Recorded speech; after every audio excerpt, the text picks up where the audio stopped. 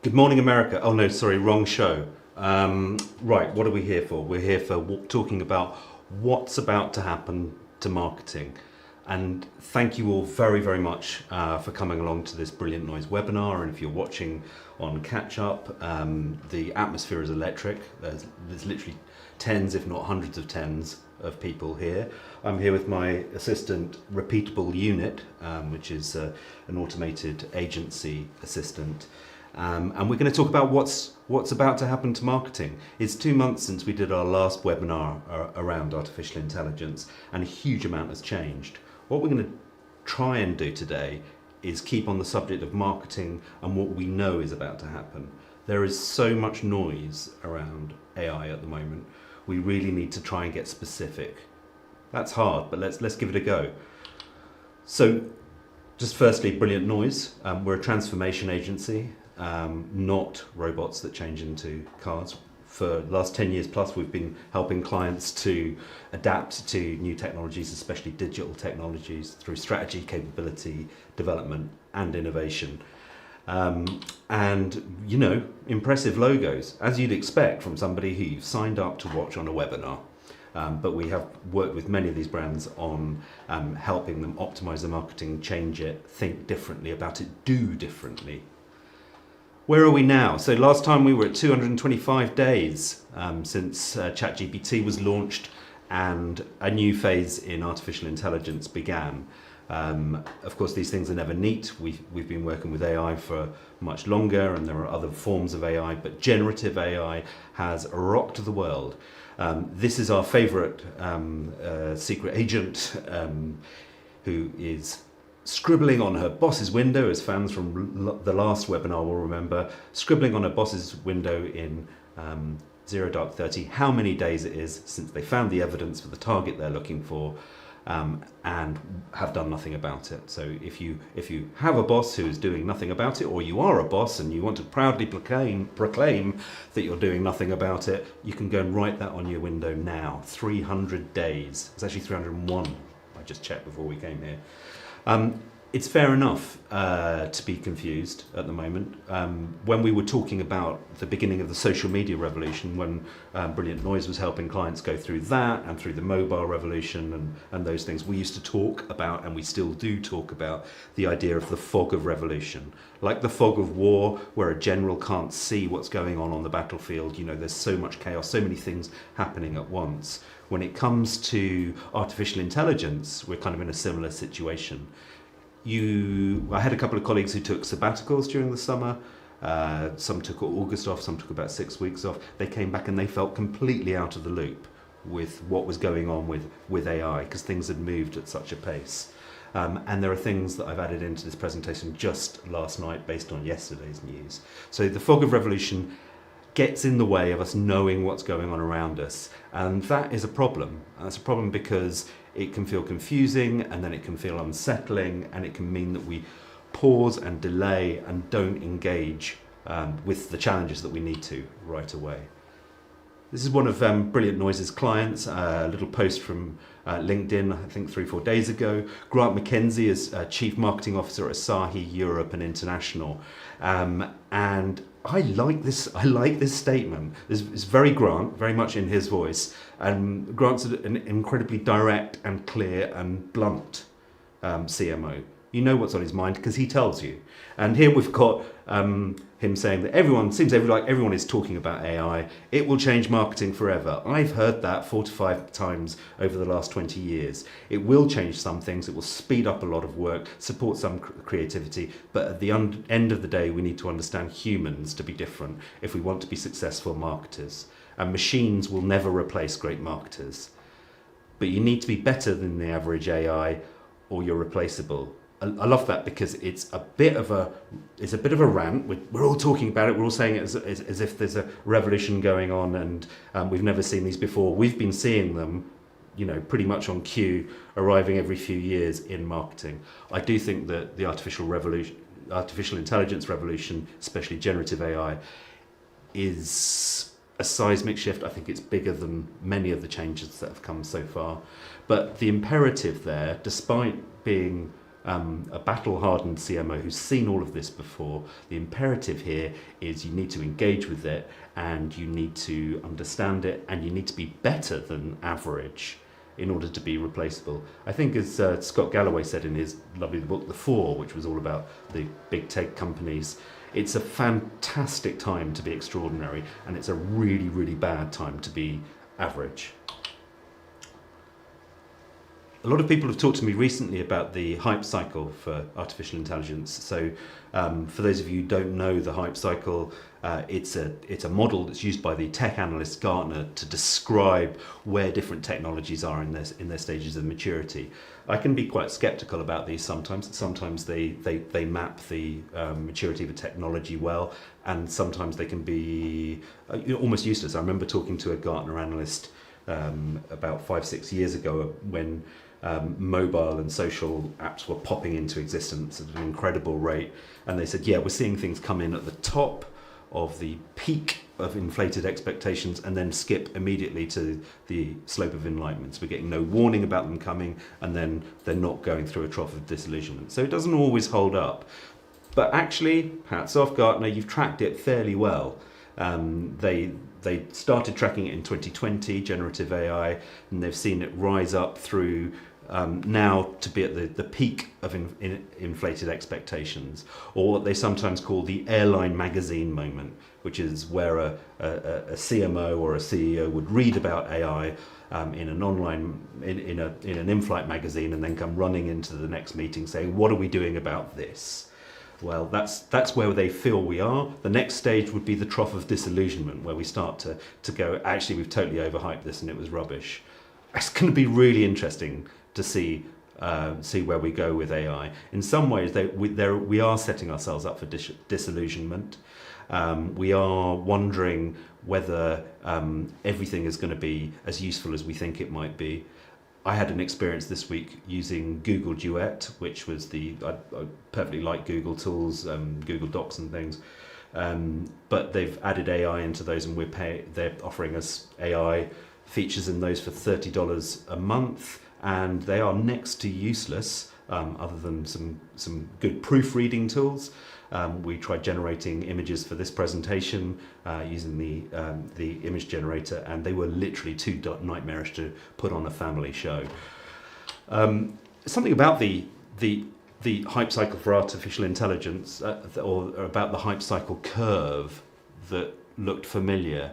And this is a tip, by the way. This is an AI tip. We're talking about pretty high levels, what's about to happen to marketing because of AI today. But I'm going to throw in some practical tips about how we're using AI at Brilliant Noise. One of the tools we love is Perplexity, which is an AI search engine. So it can do some of the things that ChatGPT does, but it's very well plugged into the internet and can give you current answers. And it answers it kind of like a new Wikipedia article with references as well, so you can check it's accurate.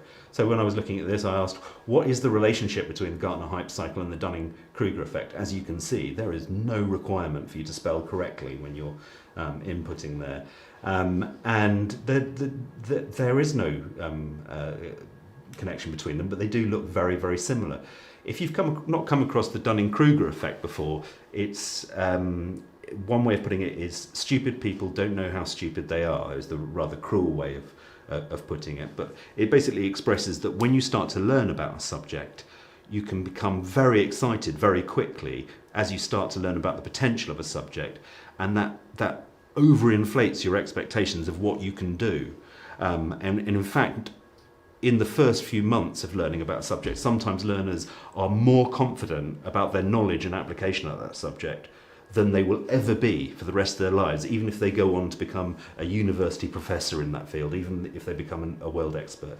So they call that the peak, and I think someone else called it the summit of Mount Stupid. It's where you start thinking you can do everything, and then you have to go through a period of realizing how little you know. And the thing about an expert, as you know, or the best way to tell an expert is that they're very, very clear about what they don't know, what they can't know, and that they're not completely confident in everything they say. The more confident people are about their predictions about AI, therefore, and the more confident they are about where it's going in marketing, the more likely it is that they're at the peak of Mount Stupid. So watch out for those guys. Anyway, the barriers are lowering. We were talking last time about risk and about policies in organisations having a kind of freezing effect on artificial intelligence.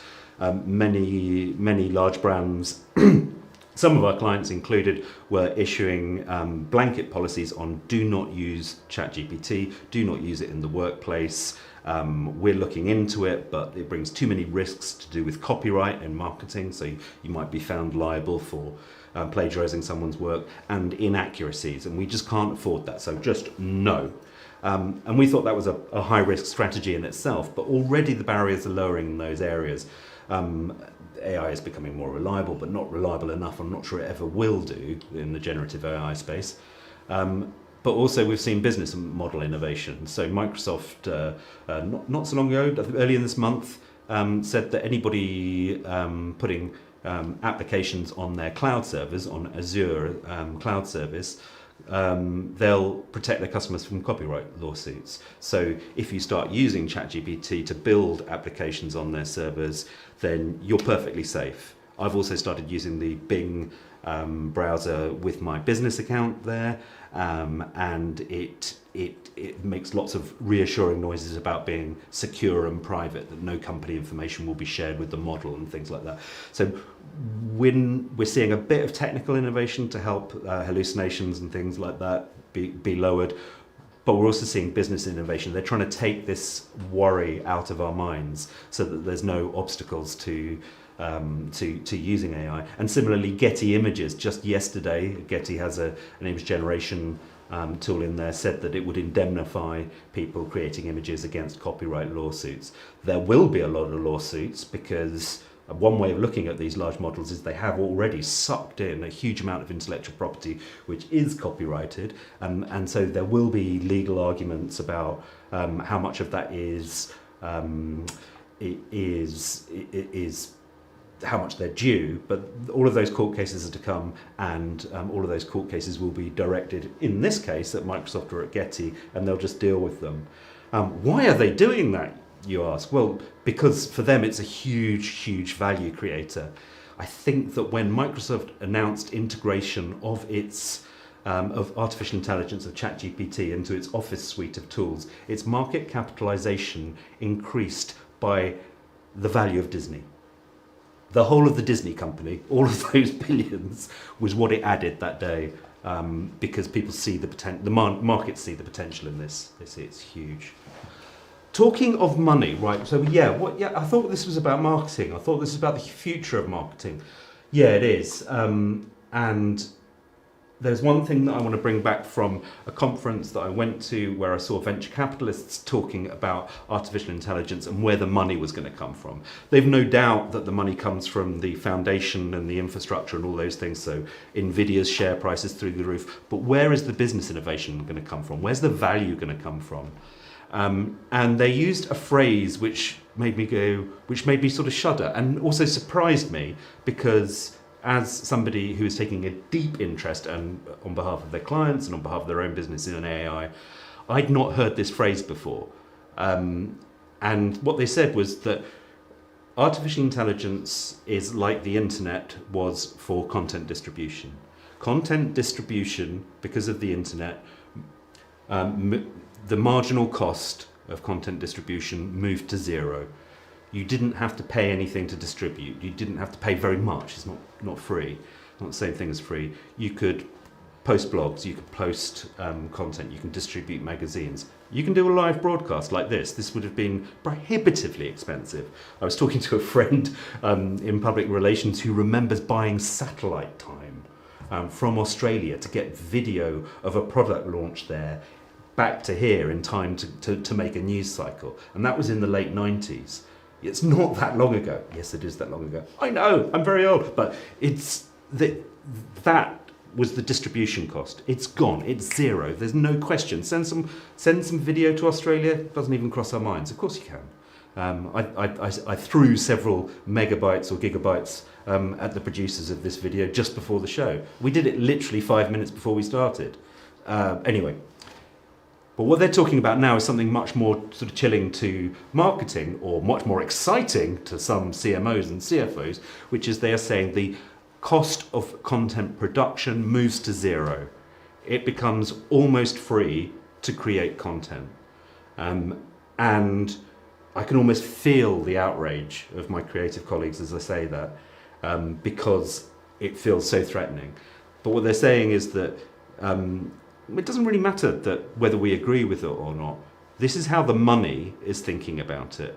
And this is one of the main reasons that as marketers we need to engage in education, and need to have a clear point of view and strategy for our teams, for our organisations when it comes to what artificial intelligence means for marketing. Because if we're not doing it, this is the argument that's going to come at us from the financial officer, from other parts of the organisation, and they will be misunderstanding it and just expecting that you can now do more with less. Oh, much, much, much less. So what it actually is talking about is the fact that you can repurpose content very quickly. That some of the elements of content production are going to become a lot cheaper.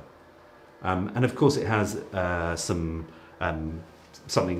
has some influence on other areas. You know, creating content is not the only thing that marketing does. One dangerous fantasy of some MarTech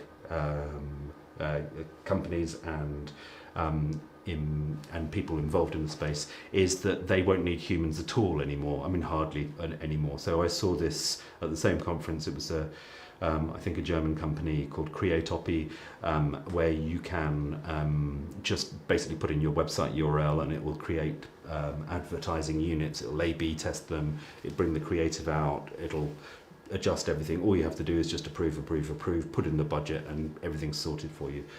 And that's fantastic, except that it's not the only part of marketing. And you can feel like people going too far and kind of stepping into a fantasy realm with this, where they're talking about, and we can have like AI actually in the ad unit having a chat to people about their holiday, and people will be able to book their holiday right in the ad unit while talking to AI. And well, yes, but no one will do that, will they? That's not how people behave when they're looking for holidays, booking in ad units. And also, lest we have to remember this, in order to go and look at these ads, of course, you have to remove all the ad blockers from your browser to go and look at them, as most technically minded people are able to do. So it's not the only area. Kind of a point of view that is very exciting, because most of the work we do with our brains, we do with our minds, is that AI is lowering the cost of cognition. You can go further, faster, for less. And that's very, very exciting. So what's about to happen? Well, let me talk about 3 phases of change, which I believe we'll go through in marketing organisations and in the agency sector as a whole. So 3 phases of change. And I imagine these through the idea of frames. And I think frames are very, very important as we go into this. Basically, the way that humans think about anything is that we build a map of it in our mind. And it's called a frame of reference. This is not theory, this is cognitive science. So we build a map of an idea or of an industry, just like we build a mental map of a building the first time we come into it. So the first thing is that we will have our frame of reference about, this is how we do marketing. We plan, we do a campaign, it's signed off, we distribute, we measure results, we come back in. That's our frame that we've built up over however many years in our profession. That frame, in the first phase, what we will do is use artificial intelligence to do all of the things that we do within that framework faster, better. So we'll go, oh, great, now we can do this in an hour instead of 2 days. We find that we can do stakeholder research or market research in days rather than weeks sometimes. You know, it's really, really big gains there. One for the workout. The second phase, which I imagine will come along, these will be overlapping, and they will come at different times for different companies. Very few companies are all the way through this yet. The second phase is really, you'll borrow frames from elsewhere. You'll take frames of reference from other sectors or other fields, and you'll put them on there, and you'll go, actually, we can just think differently about how we do this whole process. So with rework, it's like we're going to be optimizing and changing the tasks that we do, the writing, the taking notes, all of the things we do in that normal. Reimagine, we'll be like, let's try a new way of doing this process. Let's try a new way of thinking about this. Let's redesign that content production process, or let's rework that optimization process for an ad. And in the third phase, which I'm calling reframe, is this is where you just kind of go, okay, so I've learned a lot about AI, we've seen what it can do around a process, and actually what we're going to need to do is think differently about the whole way we're going about things here. What do I mean? Well, I'm going to step away from marketing to help us understand this. Well, we'll go for a historical analogy because for those of you playing Mayfield Bingo, I'm contractually obliged to give at least one historical reference. The classic misframe, and Perplexity did tell me this, is that when the Wright brothers were developing heavier than air flight, actually most of the investment was going into hot air, literally into hot air balloons, into Zeppelins. Because logic and years of development around these had shown that it was possible to build airships, it was possible to transport people, freight like this. So, and it kind of makes sense. Yeah, lighter than air, heavier than air. That sounds like a lot of effort. Is it even possible? So at the time when they proved that in, was it 1901, 1903, when they first got their flight off the ground. There was still another 10, 15 years of people building airlines with hot air balloons. And yeah, so that's a classic misframe where people are going, well, that doesn't make sense. I think that for that second phase, to get there, we want to not just think about our own frame and how we're doing marketing. We need to look at other industries that are a bit like us. And as I said last time, one of the most important things we can do is try and look at industries which are being kind of ripped apart, turned upside down by artificial intelligence first. For me, I think about artificial intelligence and education, where it is from day one of ChatGPT, it has turned that world upside down and continues to. Another sector that I think is very, very interesting, because it's a cognitive skills and because it's similar in some ways to the business models of marketing agencies and consultancies, is the law. I didn't imagine a few years ago that I would spend my time reading the Financial Times law report supplement, but I did this time with great interest because there was a lot of discussion of how lawyers were adapting to AI. Bear with me, guys.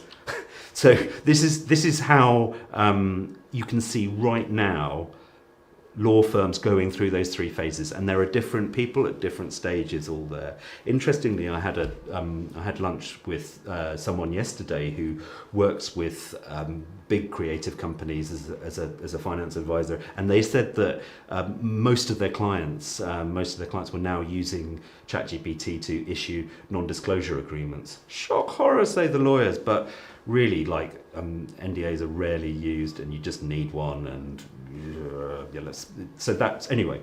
But rework, starter templates for contracts. That's where lawyers are at the moment. One of the most annoying things you can find yourself doing as a lawyer is not being able to have a previous document to adapt or to look at as a template. So one of the things that the FT report was saying was that lawyers are very, very often finding ChatGPT and other tools, specialized tools. Many of the law firms like Freshfields have their own labs looking at this, looking at how to do this properly. But basically, you don't have to start with a blank sheet. You can start with a framework and start to amend it and start to make it make sense. That's a big time saver. In that reimagine phase, anyone who's ever dealt with a contract, be it an employment contract, a corporate contract, a client contract, an agency contract, if you've had any kind of dealings with it at all, you know that it's a painful, long process of going through amends,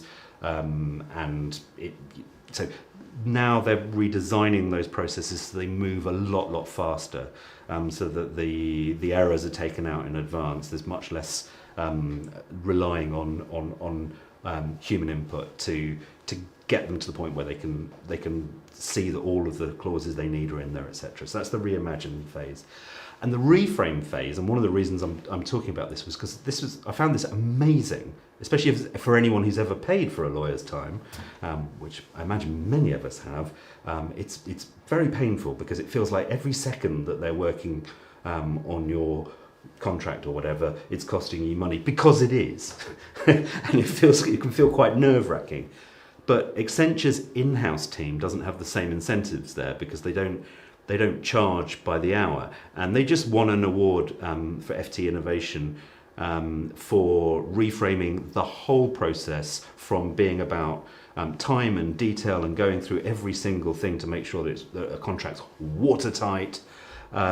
They used data to spot the bits of the contract that were most important, and also to put a value on them, like is there a clause about I am not a legal advisor, is there a clause about Martians landing and saying they have IP rights already over what you're using?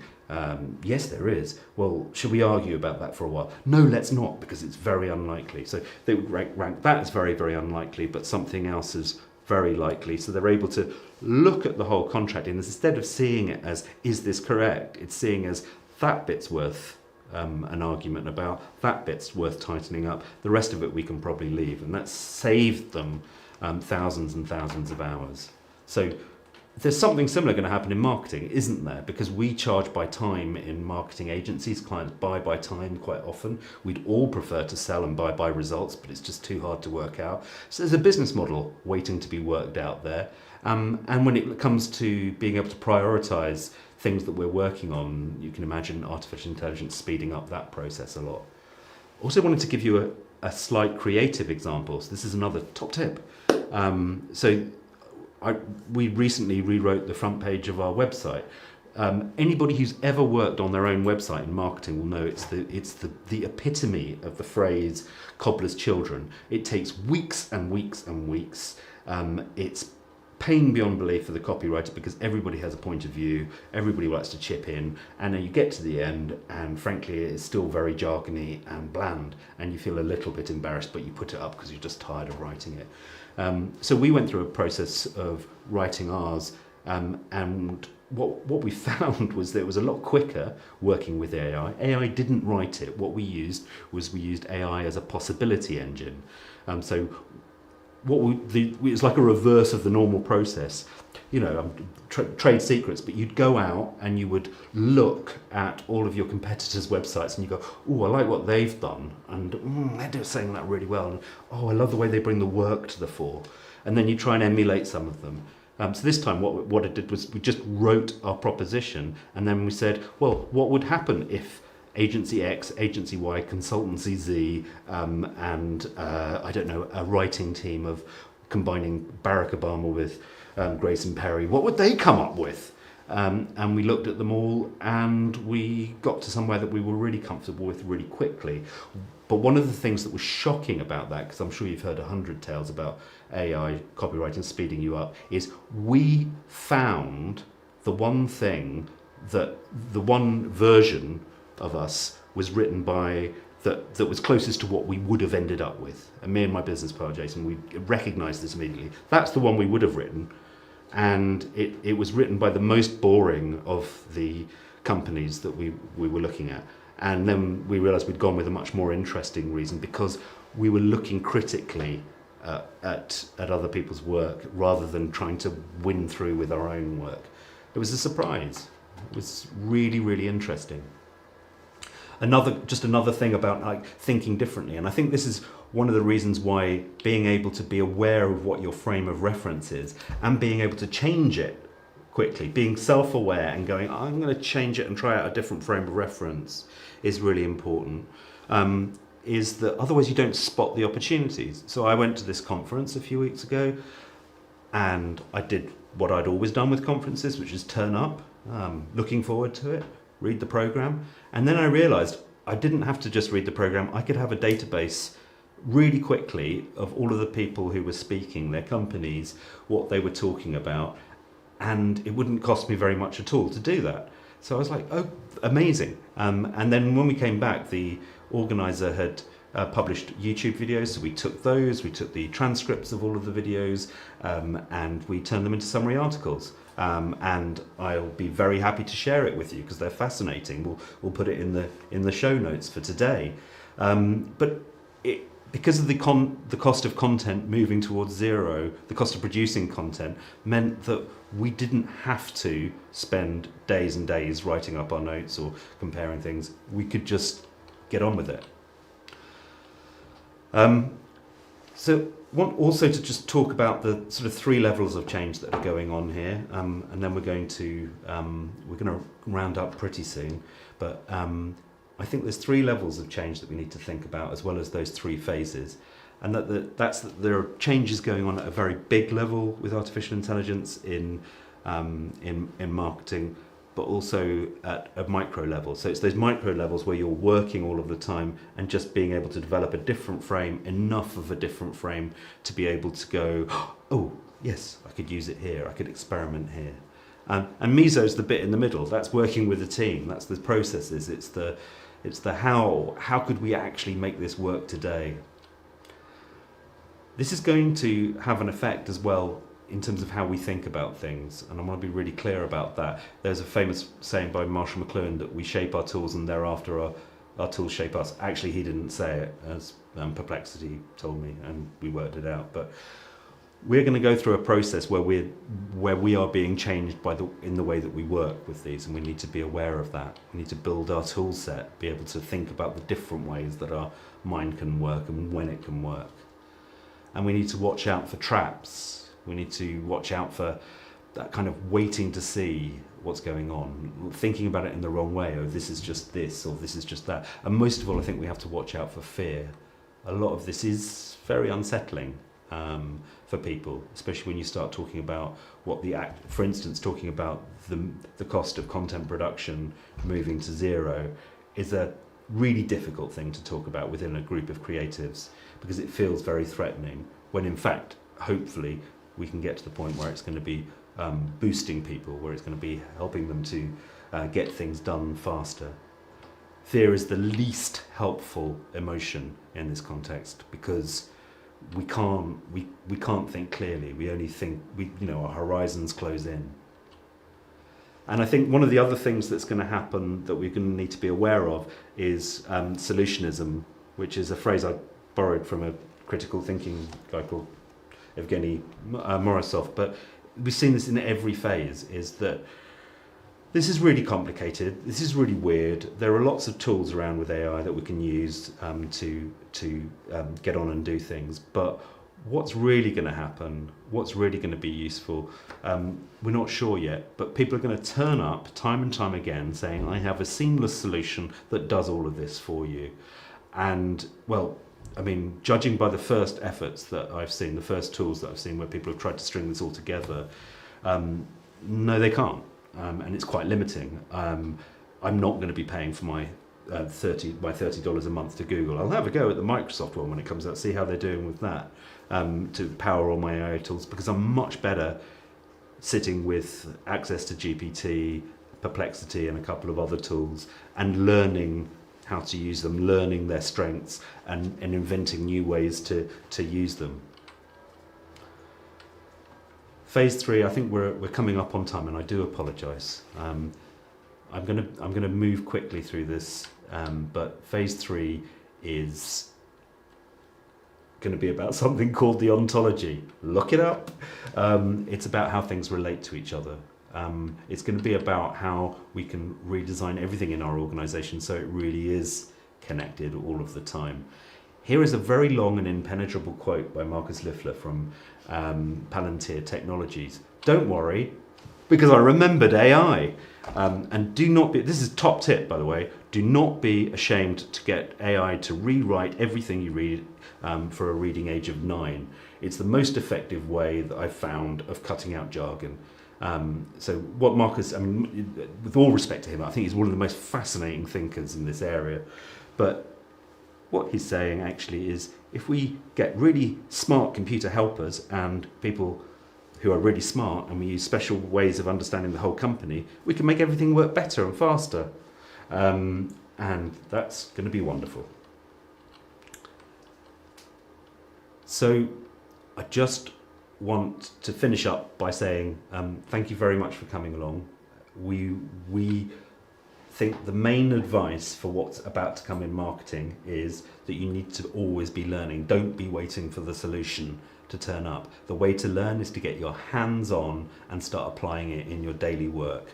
There are safe ways to do that, and if you're a leader, then you need to find ways to make it safe for your staff to experiment and learn. There will be big challenges coming up around how you deal with all of the innovation, how you deal with all of the ideas, and we need to manage risk, of course, but learning is absolutely an imperative at the moment. I'll share this with some notes about things that you can get on with. I think really in that rework phase, what we need to be doing is getting our teams briefed, giving them language and common frameworks for thinking about this. An awful lot of companies are running hack days, which is a great idea to just to have some space to build out new tools for doing the things that we do. It's incredibly easy. It's becoming more accessible for people to do that. And I think by establishing some centres of excellence where people have a little more time to experiment and show other people what's possible. During that imagination phase, I think this is where Brilliant Noise's strong suit is organising capability and transformation programs for running experiments, getting pilot projects off the ground, and building apps, building bots, which is something we've started to do for clients unbelievably, but this age we live in. And Reframe, I was just like, you can't imagine what's coming there. Don't worry about it too much, because what we need to do is start learning and get through these first phases. If you're already in phase 3, then please send me a postcard and let me know what it's like. And lastly, I'm going to say I hope that today was useful. We'd love the feedback from last time, so please do let us know what you think. It's too short a time. It's too short a time for us to cover everything that we want to here, but I'm going to offer you 3 things. I'm going to offer you, if you can give me 5 seconds to fill out the link to our newsletter at bnedition.substack.com. We're going to be sending out notes, we're going to be sending out tips every week, and we're going to be sending out examples that are useful with references on a practical level and on an organisational level. It's free. Please join us. And there will be within that as well a discount for a much longer session where we'll be getting in practically into how you plan, how you get productivity gains from working with artificial intelligence in your daily work with your team on your own. And just to say, we are also available to come and talk to your teams, to come and run sessions with them, and we're running executive briefings at the moment for around €5,000. We only take euros, no book tokens, no pounds, no dollar. No, I'm joking. But just giving you an idea of the kind of introduction we do. So we're not just about the giant mega programs. What we want to do is spread our knowledge as quickly and as efficiently as possible. We'll be holding more of these free webinars, and then hopefully more of the kind of I suppose membership sessions as well. Thank you very much. And Stephanie, do we have any? Yeah, we've got some questions. So we're going to hang on for a little bit. I did say till past. I appreciate we've gone long, but if you're still here, then obviously you're perhaps interested to find out more. So my valued colleague, creative director Stephanie, is going to give me some questions. So for the 3 phases that you described, rework, reimagine, reframe, do you have specific tips that you would give people, or how they might organise those, what kind of advice they would give to their teams? Yeah, so really, I think the simplest way of talking about those 3 levels, as I might have skipped through quite quickly, but is phase 1 is really, really simple, and you need to crack into it today. It's all about just doing what you do better. Phase 2 is all about doing things in new ways, and phase 3 will be about marketing doing completely new things, reinventing itself. The smartest thing you can do, and we said this in our last webinar, I'll put a link in for it as well, but we included in the notes for that a template for running a team day, and that's at its most basic is just a session where you can get people together and get them hands-on and asking questions and swapping knowledge. What you need is to be encouraging people to get hands-on, encouraging people to share knowledge. I think the other thing is it's very hard to produce definitive policies in a corporate sense, but go and talk to compliance, go and talk to legal. Don't just take the email that says we are having none of this on the system, you are not allowed to use ChatGPT if this has happened in your organisation.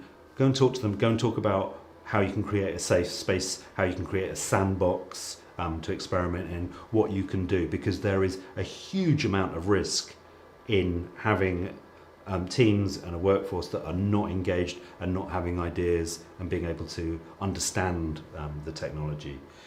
In phase 2, I think this is going to be about managing ideas and about managing applications, really. So phase 1 is about kind of hacks, just how we can do things better. Phase 2 is about kind of building applications, and that's going to require some structure. We work building a kind of a pipeline, really, for experiments and ideas, and being able to keep those and store them in a database and review them and see themes. Getting organised with that data, I think, is a tip for phase 2. Second question is from our friends at Major Digital. Do we need more fluid hierarchies in our organisations to allow for that learning to happen? I don't know that we do. Certainly not in phase 1. Maybe not even in phase 2. What we need is leaders to be educated and for that to be a priority for the organisation. So learning and development and leaders themselves should be talking about how can we get the board or the senior management for the marketing function or the marketing and sales function, how can we get them together and make sure that they understand this viscerally? I know it's a different domain, but again, this was something that Eva Maydell, the MEP, said at the recent DLD conference. She's one of the people writing the EU's legislation for AI that'll be coming out next year or the year after. And she was really passionate about, you have to be getting leaders hands-on. You have to be getting them. It may not be that they're going to be executing with this stuff all of the time, but they need to feel and understand the potential of the technology and how accessible it is. So I'm not sure that hierarchy, I think redesigning hierarchies will come from organisations succeeding because of AI in new ways. I don't think it's a design priority. Great. Okay, we're going to wrap it up there. Any more questions, please do get in touch with us. hello@brilliantnoise.com. Thank you so much. And thank you, Major, for the question. They also put out a lovely podcast with me talking about artificial intelligence this week. You can find it at The Major Difference on Spotify or any quality streaming platform. Podcast platform. I don't think it's on Netflix yet. Okay, take care, everyone.